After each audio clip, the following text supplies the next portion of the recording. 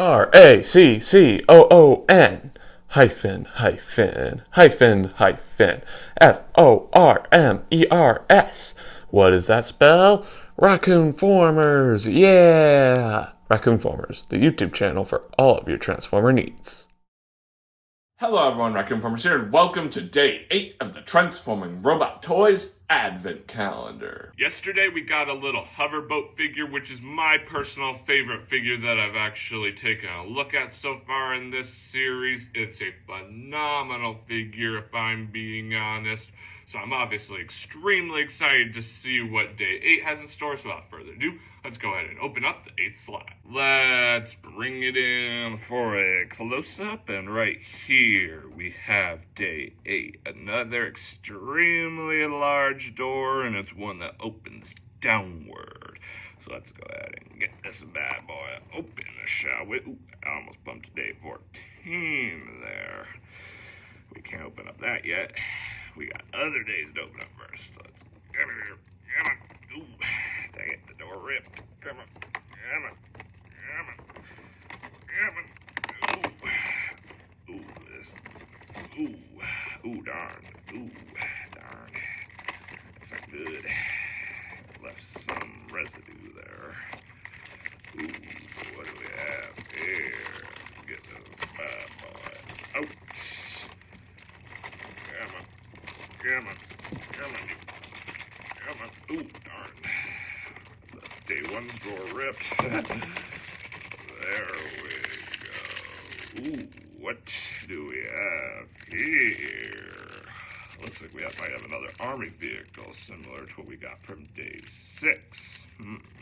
Intriguing. I'll be right back. I'm going to go figure out how to deal with this guy off camera. Alrighty, everyone. I officially figured out how to deal with this little figure here, so it's now time to take a look at its details. Let's bring it in for a close-up, and right off the bat, it looks really cool, if I'm being honest.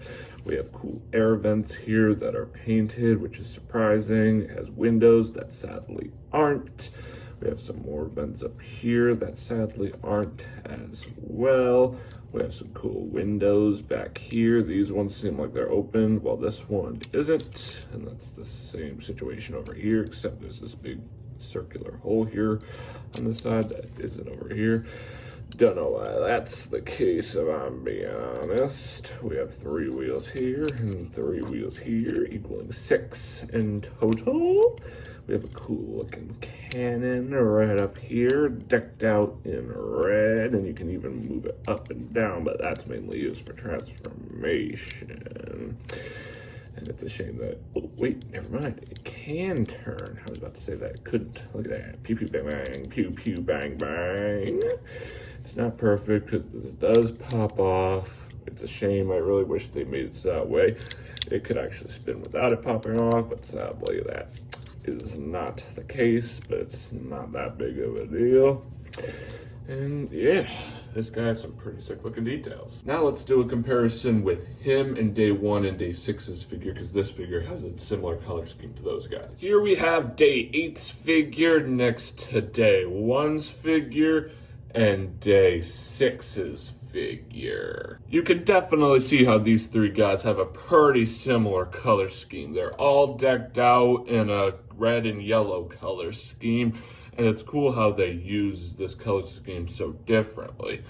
Day 1's figure is pretty even with its colors, but there's a tad bit more yellow than red, and that's kind of the same situation here, but there's definitely more red here than here, and then there's obviously way more red right here than yellow. So yeah, it's pretty cool to see 3 different figures with a similar color scheme using that color scheme differently, although it is definitely funny how this advent calendar is reusing this color scheme so often. But they do look pretty cool together, I'm not gonna lie. This transformation is pretty simple.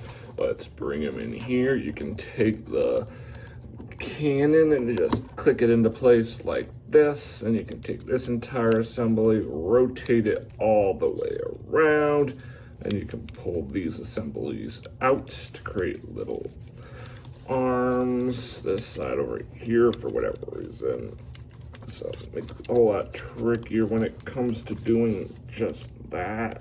I don't know why. Come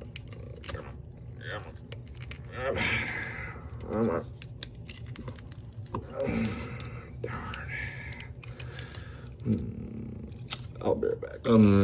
Guys, y'all know how accidents happen, but while I was trying to get that arm out, yeah, this happened. It, broke. So when you're actually transforming this guy, be sure to keep that in mind, but don't worry, I have a temporary fix. I'll be right back again. There we are, a good old strand of tape, and now he's good as new. And just to be clear, this is not going to be a permanent fix. I'm definitely going to glue him at some point in time, and I'll be sure to do it before I actually do a ranking of all 24 figures, which is something that I'm planning for New Year's Eve, so make sure to stay tuned for that. But this will definitely do for the rest of this video. And now that you have that dealt with, you have the figure in his robot mode. He just doesn't like to stand up all that well. You really got to balance him just right, which can be a huge pain. I don't know why, but there we go. Here we have the figure in his robot mode. His robot mode is pretty good, if I'm being honest. I just do not like the way the arms actually work, which is why one of them ended up breaking, because one came out super easily while the other did anything but the robot mode is still pretty decent, and it's now time to take a look at some of its details. Let's bring it in for a close-up, and let's start with that mug of his. Let's zoom in like that. It really is kind of hard to actually get a peek-see at that head. It looks pretty similar to Perceptor, but I'm not really going to even bother doing a comparison because his head is barely visible. It's just the exact same colors as the rest of the body, so you can barely actually see it. But let me know in the comments if that does look like Perceptor's head. And I'm honestly kind of surprised that they didn't bring in the knockoff Autobot insignia from Day 1's figure and put it here. This seems like a perfect spot for it, but I don't know. So yeah, it's a fine enough head. It just is really unpainted. I'm not a fan of that. Now we can bring it back out like so. Now let's take a look at this hand, because this hand is kind of out of commission. It's in a sling, if you will. His hand here, there really is nothing to it. It's just the door. You can just pull it out a little so you can angle it like hands. Like, obviously with my copy, it's only going to be a one-handed figure because I'm going to have to glue this in and then it won't be movable. But this is, I just want to let you know that it is possible to actually fix these arms if they end up breaking. I obviously don't recommend doing it with tape. Like I said, this is a temporary fix. Gluing is a much better option, and it doesn't really need arms. I don't recommend trying to actually break it. Obviously, I did it by accident, but I definitely do recommend being careful with these pieces. And it definitely is a bummer how they do not really look like hands whatsoever. They do kind of look like arms sticking out like that, but it definitely could have been better. But I definitely do like how the cannon here, the front of the cannon, basically acts as a foot. It doesn't act as a foot all that well because, like I said, he gets really unbalanced really easily. You need to balance him just right in order for him to stay up. Otherwise, he'll fall backwards like that. A bit of a bummer. You kind of need to angle his body forward like this. That's really the only way it'll work. Otherwise, like I said, it'll just fall backwards like that. Huge bummer.